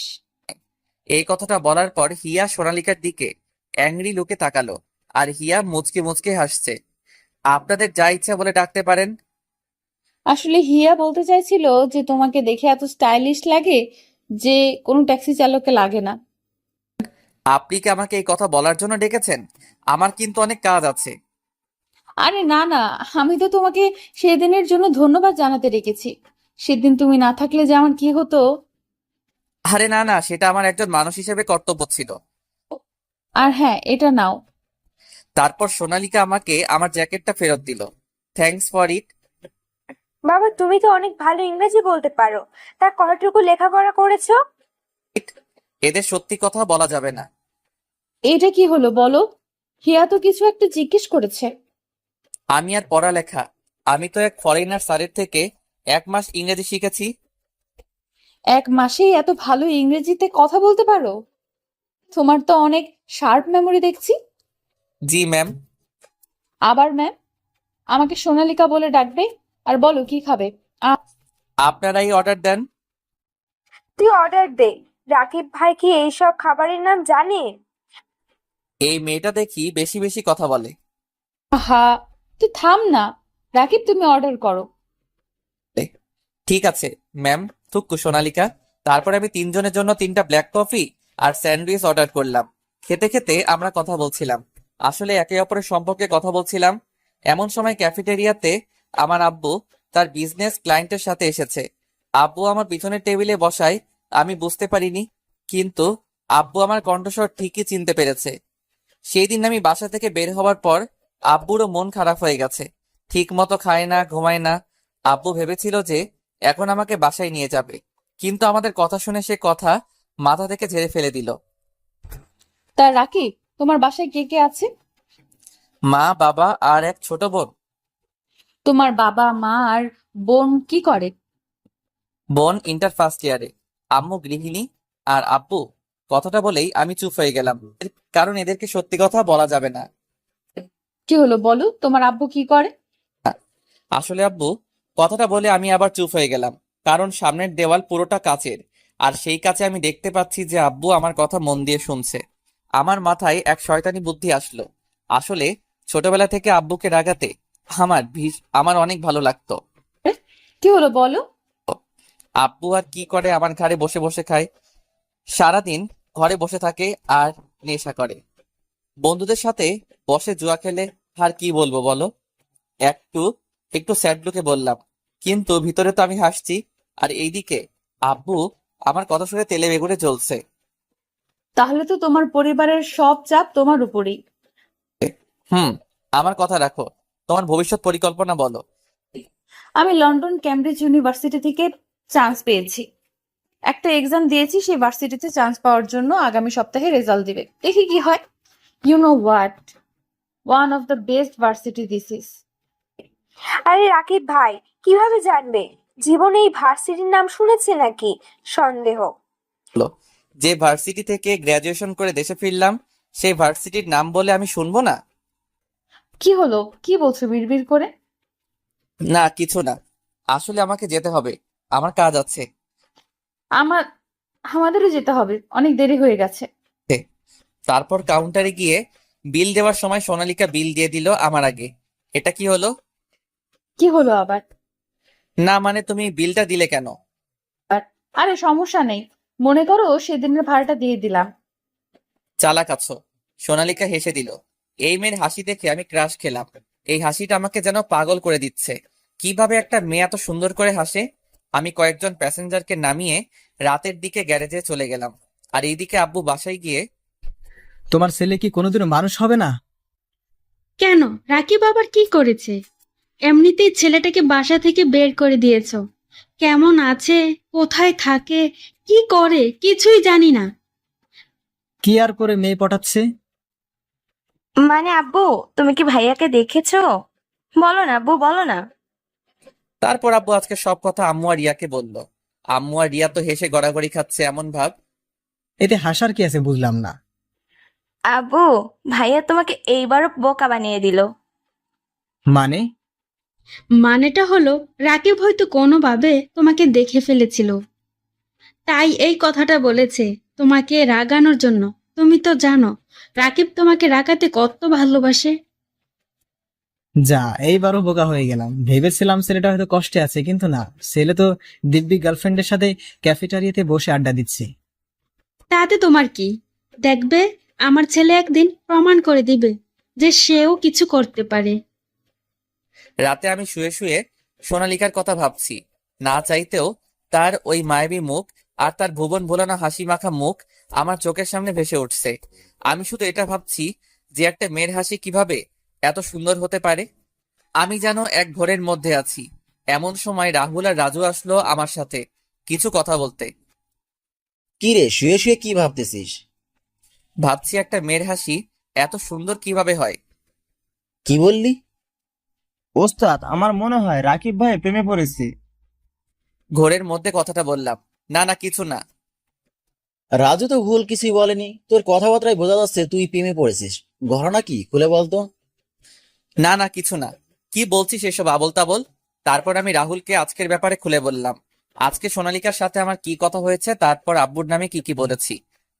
আমার মনে হয় তুই মেয়েটার হাসির উপর প্রেমে পড়েছিস। ছাড় এসব বিষয়। আমি এখন এসব বিষয় নিয়ে ভাবতে চাই না। তোরা জানিস যে আমার লক্ষ্য এখন বড়লোক হওয়া। ভাই চিন্তা করেন না, আমরা আছি তো। আর আপনি অবশ্যই আপনার বাপের থেকেও বড় লোক হইবেন। তাই যেন হয় রাজু। অন্যদিকে সোনালিকা শুয়ে শুয়ে আমার কথা ভাবছে। ছেলেটা কত সুন্দর আর কত ভদ্রভাবে কথা বলে, কিন্তু জীবনে অনেক দুঃখ। এভাবে এক সপ্তাহ চলে গেল। একদিন সকালে আমি একজন প্যাসেঞ্জারকে নিয়ে একটি ভার্সিটিতে নিয়ে আসলাম। আমি আমার ভাড়া নিয়ে যে ট্যাক্সি নিয়ে চলে যাব, ঠিক তখনই দেখলাম সোনালিকা আর ওর বান্ধবীরা ভার্সিটির গেটের সামনে দাঁড়িয়ে আছে। আর সোনালিকাকে দেখে মনে হচ্ছে অনেক দুঃখী, আর মনে হচ্ছে অনেক কান্না করেছে। আমি কি যাব একবার? সোনালিকার কাছে, কিন্তু আমি গেলে যদি সে অপমানিত বোধ করে, কারণ সেখানে সবাই দামি ব্র্যান্ডের জামা কাপড় পরে আছে আর আজকে আমি লোকাল ড্রেসেই স্টাইলিশ লুকে এসেছি। আসলে আমার সব ব্র্যান্ডের জামা কাপড় আমি রেখে দিয়েছি, কারণ আমার ব্র্যান্ডের জামা কাপড় দেখে আমাকে কেউ ট্যাক্সি চালক মনে করে না, আর লোকাল ব্র্যান্ডের জামা কাপড়কেই আমি স্টাইলিশ করে দিয়েছি। আমি লন্ডন থাকতে ফ্যাশন হাউসে 2 মাসের কোর্স করেছি। আসলে আব্বু জানে না যে আমি লন্ডনে থাকতে অনেক ধরনের বিজনেসের কোর্স করেছি। আমি ট্যাক্সি থেকে নেমে সোনালিকার কাছে গেলাম। সোনালিকা, তোমার কি কিছু হয়েছে? আমার কথা শুনে সোনালিকা আর ওর বান্ধবীরা আমার দিকে তাকালো। সোনালিকা, তুই কি এই খ্যাতকে চিনিস নাকি? কে, তুই চুপ থাক। রাকিব ভাই আসলে সেই দিন সোনালিকা বলেছিল না যে সে লন্ডনের ক্যামব্রিজ ইউনিভার্সিটিতে চান্স পাওয়ার জন্য এক্সাম দিয়েছে। আজ রেজাল্ট দিয়েছে, কিন্তু সোনালিকা চান্স পায়নি। এটা তো সত্যি অনেক দুঃখের ব্যাপার। শুধু তাই নয়, আর না, কিছু হয়নি রাকিব। হিয়াকে বলতে দাও সোনালিকা। আজকে ভার্সিটিতে অ্যাডমিশন নিতে এসেছিলাম, কিন্তু ভার্সিটির কিছু সিনিয়র সোনালিকার সাথে খারাপ ব্যবহার করেছে, খারাপ খারাপ কথা বলেছে, শরীরে বিভিন্ন জায়গায় টাচ করতে চেয়েছে। আমি তাকে দেখে সোনালিকা কান্না করছে। সিনিয়রেরা কি এখনো ভিতরে আছে? হুম। সোনালিকা, আসো আমার সাথে। কিন্তু কোথায়? সোনালিকা, কোন ছেলেগুলো? রাকিব, ছেড়ে দাও, ওরা অনেকজন আছে। তুমি শুধু বলো কোন ছেলেগুলো তোমাকে বিরক্ত করেছে। ভাইয়া, সোনালিকা বলবে না, আমি বলছি। এই যে শুনছেন ভাই সাহেব, আরে রকি, মেয়েটা মনে হয় আমাদের কাছে মজা নেওয়ার জন্য এসেছে। গতবার মনে হয় আমাদের টাচ অনেক ভালো লেগেছে। রকি যে সোনালিকার পেটে টাচ করবে সেই সময় আমি রকির হাত ধরে মচকে দিলাম। রকি ব্যথায় চিৎকার দিয়ে উঠল। তারপর আমি রকির মুখে একটা ঘুষি দিলাম আর তার নাক থেকে অবিরাম রক্ত পড়তে লাগলো। তারপর বাকি 6 জন আমাকে ঘিরে ফেললো। আমি একে একে সবাইকে মারতে লাগলাম। একজনের 2 পায়ের মাঝখানে একটা কিক করলাম আর সে মরণ চিৎকার দিয়ে উঠল। আরেকজনের পেটে ঘুষি দেওয়ার সাথে সাথে তার মুখ থেকে রক্ত বের হলো। আরো বাকি 5 জনকে একইভাবে মাটিতে শুইয়ে দিলাম। সবাই আমাদের মারামারি দেখে আমাদেরকে ঘিরে ফেলেছে। সোনালিকা আর ওর বান্ধবীরা আমার ফাইট দেখে চমকে গেছে, কারণ আমি একেবারে প্রফেশনাল ভাবে ওদেরকে হারিয়েছি। তারা তো আর জানে না যে আমি লন্ডনে থাকতে মার্শাল আর্ট, কুংফু আর নিনজা ফাইট সবকিছু ট্রেনিং নিয়েছি। এই ভার্সিটি এই এলাকার সবচেয়ে নামি দামি একটা ভার্সিটি। সব ভার্সিটিতেই র্যাকিং হয়, কিন্তু কোনো ভার্সিটির কারো অধিকার নেই কোনো মেয়ের সম্মানহানি করার। সবাই এখানে পড়তে আসে কোনো মেয়ের শ্লীলতাহানি করার জন্য না। এটাই কি আপনাদের এডুকেশন সিস্টেম? অনেক জোরে জোরে বললাম যাতে সবাই শুনতে পারে। সবাই আমার কথা শুনে মাথা নিচু করে আছে। আমি আর কিছু না বলে সেখান থেকে বেরিয়ে আসলাম। আমি যেই ট্যাক্সিতে উঠতে যাব ঠিক তখনই সোনালিকা আমার দিকে দৌড়াতে দৌড়াতে আসলো। তোমাকে অনেক ধন্যবাদ আমার সাহায্য করার জন্য। এটা তো আমার কর্তব্য ছিল। আমাকে তুমি এই নিয়ে 2বার সাহায্য করেছো। 2বারই আমাকে কেউ সাহায্য করেনি। তোমাকে ধন্যবাদ দিয়ে ছোট করব না আমি, কিন্তু আমি তোমাকে ডিনারের ইনভাইট করতে চাই। এ কোন মহাবিপদে পড়লাম! এভাবে তো আমি কখনো কাজে মনোযোগ দিতে পারবো না। কি হলো বলো? আসলে আমার সময় নেই, নিচু স্বরে কথাটা বললাম। সময় নেই বললে তো হবে না। আচ্ছা তুমি বলো, তোমার কখন সময় হবে? আমি কিছুক্ষণ চুপ থেকে। আজকে তো ক্রিসমাস। তুমি একটা কাজ করো, তুমি গ্যারেজে আসবে রাত 8টার দিকে। গ্যারেজে কেন? দেখো, আমার সময় নেই তোমার জায়গায় যাওয়ার জন্য, কিন্তু আমি যে জায়গায় থাকি সেই জায়গায় তোমার সাথে ডিনার করব। কথা হলো ডিনার করার এখন কেউ খাওয়ায়, সেটা কোনো ব্যাপার না। এটা কিন্তু ঠিক না। আমি তোমাকে খাওয়াবো, ঠিক আছে, অন্য সময় খাওয়াবো, কিন্তু তুমি গ্যারেজে থাকো কেন? আসলে আমি গ্যারেজে থাকি মানে আমার বন্ধুর গ্যারেজ, আর আমার পরিবার গ্রামে থাকে। তোমার টেনশন নেওয়ার দরকার নেই, কারণ গ্যারেজে আমার প্রাণপ্রিয় বন্ধু রাহুল আর আমার ছোট ভাইয়ের মতো রাজু থাকে। গ্যারেজ আমাদের কাছে কোনো 5 স্টার হোটেলের চেয়ে কম না, সেখানে গেলেই দেখতে পারবে। ওকে, আজকে দেখা হবে, বাই। কোথায় যাবে বলো, আমি ড্রপ করে দেই। আসলে আমি গাড়ি নিয়ে এসেছি। তোমার গাড়ি থাকতে তুমি সেই দিন রাতে ট্যাক্সি বুক কেন করলে? আসলে আমি বন্ধুদের সাথে গেলে গাড়ি নেই না, কারণ ড্রাইভার আব্বুকে সব বলে দেয়। কিন্তু সেদিন রাতের ঘটনার পর আব্বুর অর্ডার আছে, আমি যে কোনো জায়গায় যাই না কেন গাড়ি নিয়ে যেতে হবে। ঠিক আছে, রাতে দেখা হবে। ওকে, বাই। আমি ট্যাক্সি নিয়ে চলে গেলাম। সোনালিকা যেই না ওর গাড়ির দিকে যাবে ঠিক তখনই তার সামনে একটা গাড়ি থামলো। গাড়ি থেকে নেমে এলো এই দেশের টপ বিজনেসম্যানের মধ্যে একজন, সেলিম হোসেন। হ্যাঁ, আমার আব্বু নামলো গাড়ি থেকে। আসলে আমি আর সোনালিকা যখন রাস্তায় কথা বলছিলাম তখন আব্বু আমাদের দেখেছিল, কিন্তু এত দূর থেকে আমাদের কথা শোনা যাচ্ছিল না। তাই আমি যাওয়ার পর আব্বু সোনালিকার কাছে আসলো। তুমি রফিকের মেয়ে না? জি আঙ্কেল। আর আপনি নিশ্চয়ই আমার আব্বুর সবচেয়ে প্রিয় বন্ধু সেলিম হোসেন। আমি আপনার সম্পর্কে ম্যাগাজিন থেকে জেনেছি। তুমি তো দেখি অনেক কিছু জানো। তা তোমার সাথে ওই ছেলেটা কে ছিল? সোনালিকা এখন কি বলবে সে জানে না। আঙ্কেল, আব্বুকে প্লিজ কিছু জানাবেন না। আসলে সে একজন ট্যাক্সি চালক, তাই আব্বুকে আমার রিলেশনের ব্যাপারে কিছু বলিনি। কি ট্যাক্সি চালক? আঙ্কেল, আমি জানি আপনি হয়তো ভাবছেন যে আমার মতো বড় লোকের মেয়ে কিভাবে একজন ট্যাক্সি চালককে ভালোবাসে, কিন্তু আঙ্কেল, ভালোবাসা তো আর টাকা দেখে হয় না, মন থেকে হয়। ঠিক আছে, যাও। তারপর সোনালিকা চলে গেল। আর আব্বু ভাবছে যে আমি একজন ট্যাক্সি চালক কিভাবে হলাম। এখন আব্বু নিজেরই খারাপ লাগছে। আর অন্যদিকে সোনালিকা তার গাড়িতে বসে ভাবছে যে সে কি বললো একটু আগে। সে কোনো কিছু না ভেবে উল্টাপাল্টা বলল, তবে তার ভালোই লাগছে আমার ব্যাপারে এইসব বলে। সন্ধ্যার মধ্যে আমি, রাহুল আর রাজু মিলে গ্যারেজটাকে পরিষ্কার করে নিলাম, আর পুরো গ্যারেজটা বেলুন আর ফেস্টিভাল টুলস দিয়ে সাজিয়ে দিলাম। আর যাই হোক, একটা মেয়ে আসবে, নোংরা পরিবেশে তো আর ক্রিসমাস পালন করতে পারবে না। তবে ক্রিসমাস যতই খ্রিস্টানদের অনুষ্ঠান হোক না কেন, আনন্দ সবাই করতে পারে। রাত 8টার দিকে সোনালিকার গাড়ি গ্যারেজের ভিতর গিয়ে থামলো। আজকে সোনালিকাকে দেখে আমি পুরো ফিদা, কারণ সে একটা সাদা লেহেঙ্গার সাথে ম্যাচিং চুড়ি। কি যে সুন্দর লাগছে বলে বোঝানো সম্ভব না। মনে হচ্ছে একটা সাদা পরী গাড়ি থেকে নেমে আমার দিকে হেঁটে আসছে। আমি যেন এক ঘোরের মধ্যে আছি। আমার ঘোর কাটলো সোনালিকার ধাক্কাতে। কি হলো? এইভাবে কি দেখছিলে? কই কিছু না। তা আজকে আমাকে কেমন দেখাচ্ছে বললে না তো? মনে হচ্ছে একটা সাদা পরী আমার কাছে আসছে। কি যে বলো না, আমার লজ্জা লাগে না বুঝি? আর লজ্জা পেতে হবে না, এখন ভিতরে আসো। চলো, কিন্তু 1 মিনিট দাঁড়াও। তারপর সোনালিকার গাড়িটাকে ফেরত পাঠিয়ে দিল ড্রাইভারকে দিয়ে। গাড়ি পাঠিয়ে দিলে কেন? আজকে আমাকে তুমি বাসায় পৌঁছে দিবে। কিন্তু তোমার বাবা যদি রাগ করে? ড্যাড কিছুই বলবে না। আমি বলে এসেছি যে আমি আমার এমন বিশেষ ফ্রেন্ডের সাথে ক্রিসমাস সেলিব্রেট করতে যাচ্ছি, যার কাছে আমি ফুল সেফ। এত বিশ্বাস করো আমায়? আহবার জিগায়। তারপর আমি সোনালিকাকে রাহুল আর রাজুর সাথে পরিচয় করিয়ে দিলাম। সবাই অনেক আনন্দ করলাম। আমরা সবাই একসাথে ডিনার করলাম। তারপর রাত 12টা বাজতে কেক কাটলাম। হালকা ড্রিঙ্কসও করেছি। আজকে সত্যি অনেক মজা করলাম। রাজু আর রাহুল ঘুমাতে চলে গেছে। সোনালিকা আমার রুমে এসেছে। অনেক তো রাত হলো, চলো তোমাকে বাসায় দিয়ে আসি। কেন আজকে রাতে তোমার সাথে থাকি? ও সোনালিকা, আমি এত বোকা নই। কেউ এক গ্লাস বিয়ার খেয়ে এত মাতাল হয় না, আমি জানি। জানুই যখন আমার কথায় একটা প্রশ্ন দিবে। কি প্রশ্ন? তুমি কি আমাকে ভালোবাসো? এটা আবার কেমন প্রশ্ন? অনেক রাত হয়ে গেছে, চলো বাসায় দিয়ে আসি। আমি আমার প্রশ্নের উত্তর না পাওয়া পর্যন্ত কোথাও যাব না। এত জেদ তোমার? হুম। ঠিক আছে, তাহলে শোনো। I love you ever and ever. I love you so much. Will you be my dream girl for life long? Yes, বলে সোনালিকা আমাকে জড়িয়ে ধরলো। হয়েছে, এবার ছাড়ো, বাসায় যেতে হবে। বলো। তারপর আমি সোনালিকাকে নিয়ে আমার ট্যাক্সি করে তার বাসা নিচে আসলাম। আমরা চলে এসেছি, নামো এবার।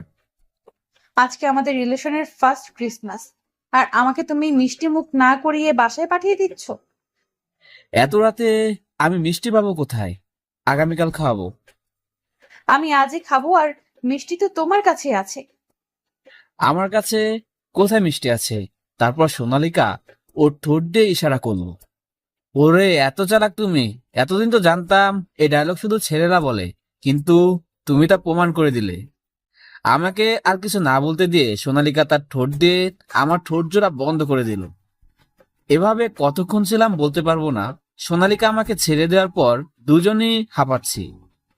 মিষ্টি খাওয়া হয়েছে? সোনালিকা লজ্জায় কিছু বলল না, শুধু মাথা নাড়িয়ে হ্যাঁ বলল। তারপর সোনালিকা ওর বাসায় চলে গেল, আমি গ্যারেজে চলে গেলাম। এভাবে আমার আর সোনালিকার দিনগুলো কাটতে লাগলো। আমি ব্যাংকের লোন মিটিয়ে আবারও লোন নিয়েছি, কিন্তু 10 লাখ টাকা। আমি সেই টাকা দিয়ে আরো 3টা ট্যাক্সি কিনে ভাড়ায় দিয়ে দিলাম। এতে করে আমার অনেক লাভ হতে লাগলো। এইদিকে রাহুলের বিয়ে হয়ে গেছে। একদিন আমি আর সোনালিকা ক্যাফেটেরিয়াতে বসে আছি। রাহুল ভাইয়েরও তো বিয়ে হয়ে গেল। তো কি হয়েছে? কি হয়েছে মানে? তোমাকে এবার আমার বাবার সাথে কথা বলতে হবে আমাদের বিয়ের ব্যাপারে। দেখো, তুমি এত বড় লোকের মেয়ে আর আমি একজন সামান্য ট্যাক্সি চালক। তোমার বাবা তো আমাকে মেনে নিবে না, তাই আমাকে বড় কিছু হতে হবে। তুমি থাকো তোমার বড় কিছু নিয়ে, আর এদিকে ড্যাড আমার বিয়ে নিয়ে কথা বলা শুরু করে দিয়েছে। না না, আমাকে আর কিছুদিন সময় দাও। আচ্ছা, আর মাত্র 15 দিন সময় দিচ্ছি। তারপর যদি তুমি আমার ড্যাডির সাথে কথা না বলো, তাহলে আমি আমার ড্যাডের পছন্দ মতো ছেলেকে বিয়ে করে নেব। আচ্ছা, আমি গ্যারেজে শুয়ে শুয়ে ভাবছি যে কিভাবে আমি বড়লোক হব, কারণ মাত্র 4টা ট্যাক্সি দিয়ে কোটিপতি হতে পারবো না। আমি আমার সমস্যাটা রাহুলকে জানালাম। তুই তো বিদেশ থেকে অনেকগুলো বিজনেসের কোর্স করেছিস, তাহলে সেই কোর্সের শেখানো টেকনিক অ্যাপ্লাই কর। আমি ভাবছি একটা ছোট থেকে ফ্যাশন হাউস খুলবো, কিন্তু তার জন্য আমার এই ট্যাক্সির প্রফিট যথেষ্ট না। তুই তো আমার থেকে সাহায্য নিবি না জানি আমি। তাহলে এক কাজ কর, ব্যাংক থেকে লোন নে, আর তোর কাছে এখন বন্ধক রাখার মতো সম্পদও আছে। না রে দোস্ত, আমি যদি ব্যাংক থেকে লোন নেই তাহলে আমাকে সেই লোন পরিশোধ করতে হবে, আর তাতে আমার প্রফিট কিছুই থাকবে না। তাহলে কি করবি? জানি না রে। এক কাজ কর, আমি আর তুই একসাথে ফ্যাশন হাউস শুরু করি, পার্টনারশিপে। তুই তো আমার থেকে সাহায্য নিবি না, কিন্তু পার্টনারশিপ তো করতেই পারি। আমার টাকা আর তোর ট্যালেন্ট সব মিলে একদম ধামাকা বিজনেস করব আমরা। আইডিয়াটা খারাপ না দোস্ত। তারপর আমি আর রাহুল মিলে একটা ফ্যাশন হাউস শুরু করি। আমি আমার যে একটা ট্যাক্সি চালাতাম সেটা আমি ভাড়ায় দিয়ে দিছি। এখন আমি আমার পুরো মনোযোগ আমার নতুন বিজনেসে লাগাবো। আমার জ্ঞান আর বিদেশ থেকে গ্রাজুয়েশন সার্টিফিকেট এই বিজনেসকে সাকসেসফুল করতে অনেক সাহায্য করেছে। এই ব্যবসায় রাহুলের অবদান কোনো অংশ কম নয়। আমি সোনালিকার বাবার সাথে দেখা করি, আর তার কাছে সোনালিকে পড়ালেখা শেষ হওয়া পর্যন্ত সময় চাই, আর তিনি আমাকে মেনেও নেয়। এভাবে 2 বছর চলে গেল। আমি আগের থেকে বড়লোক হয়ে গেছি। আমার এখন প্রায় 500টার মতো ট্যাক্সি আছে। আমি আমার টাকা আর ট্যালেন্টকে ঠিক মতো ইনভেস্ট করতে পেরেছি বলেই আজ আমি এত দূরে। লন্ডন থেকে আমি যেসব বিজনেস কোর্স করেছি সেগুলো অ্যাপ্লাই করেছি।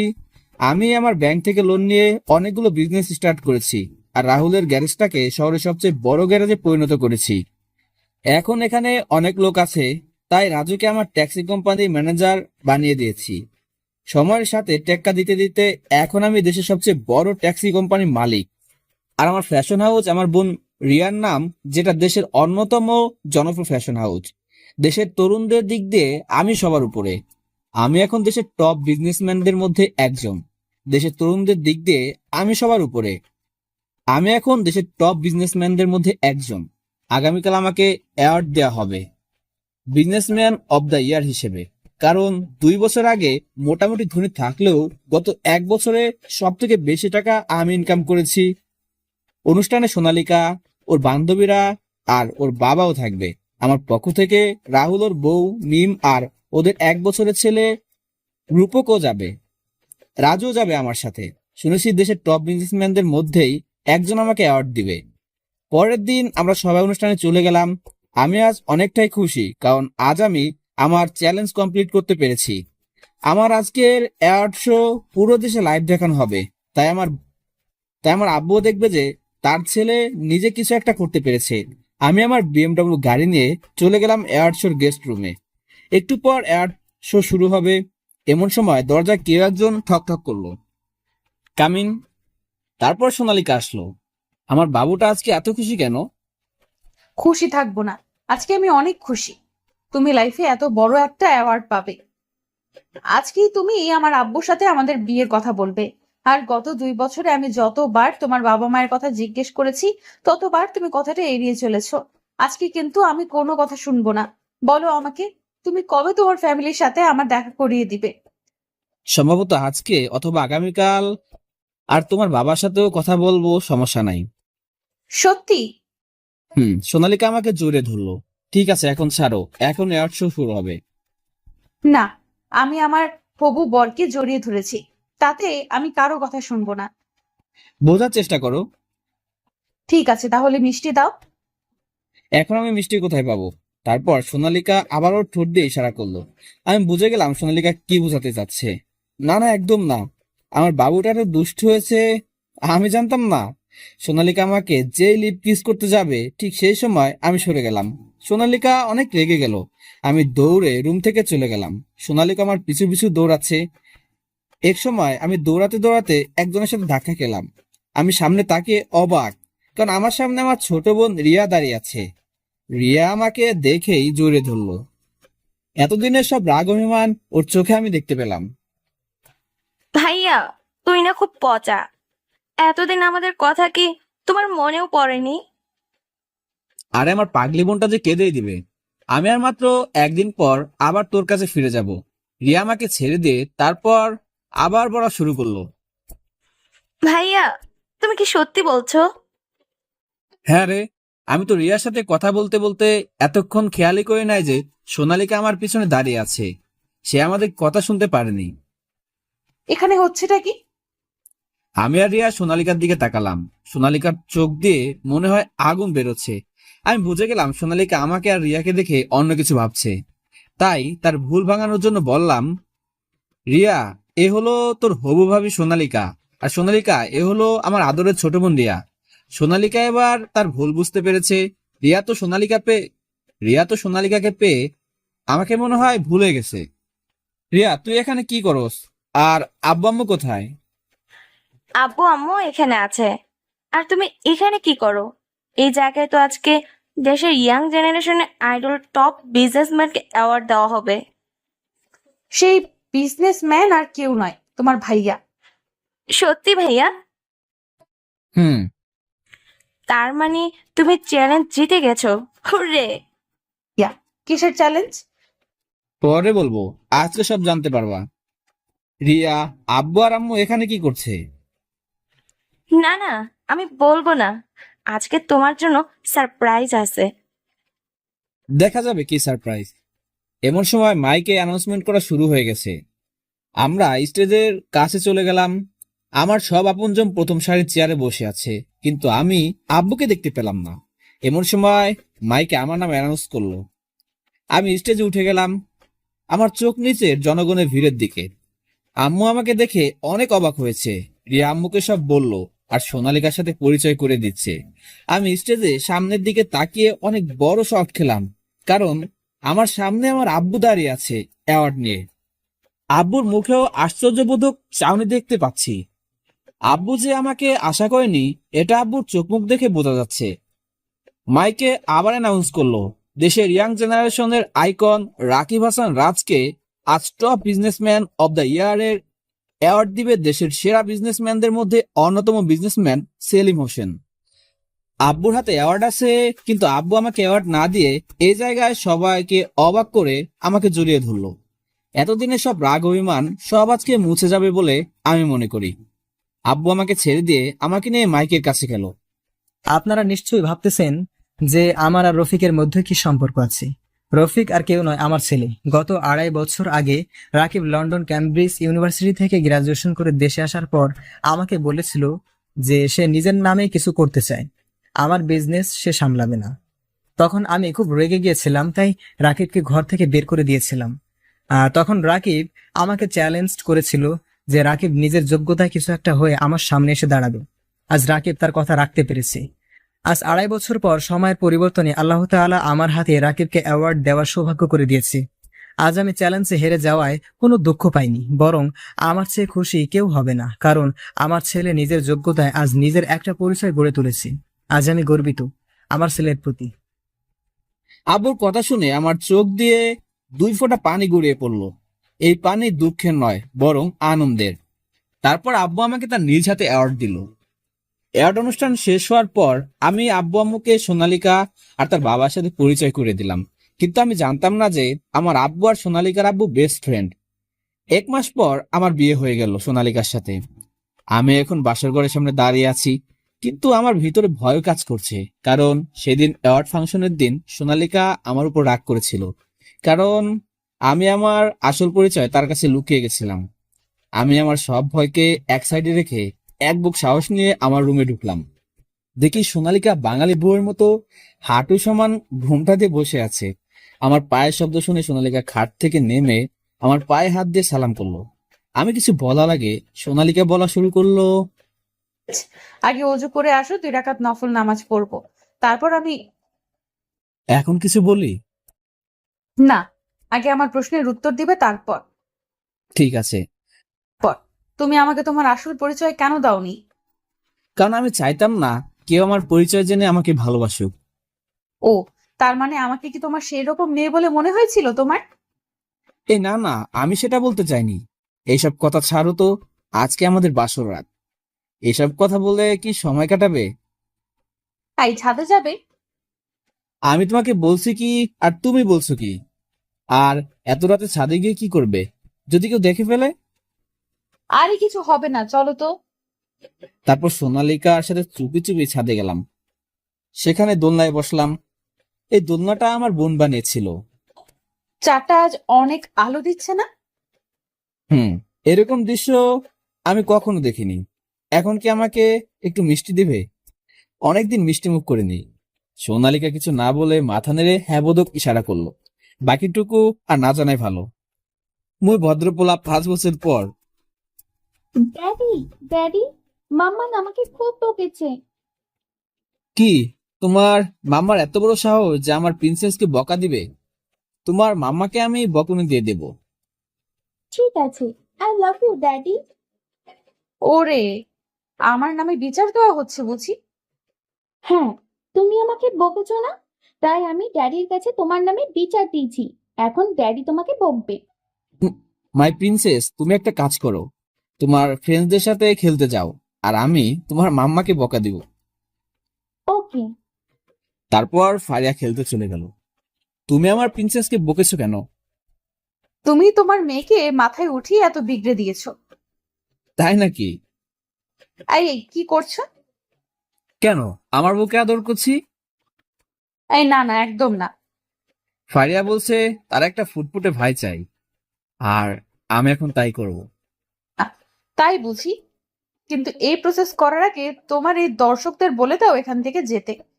কোনো শরম লজ্জা নাই, দেখেছো? সিন দেখার জন্য বসে আছে। ঠিক বলেছো। আমার প্রিয় দর্শক বন্ধুরা, আপনারা যান আপনাদের কাজে, আর আমি আমার বংশবৃদ্ধির কাজ করি। তারপর কি হলো আপনাদের জানতে হবে না। এইভাবে মিলন হলো আরো একটি সম্পর্ক। এই গল্পটা কেমন হয়েছে জানাবেন। আপনাদের অনেক ভালোবাসা পেয়েছি, আশা করি ভবিষ্যতেও পাবো। আলবিদা।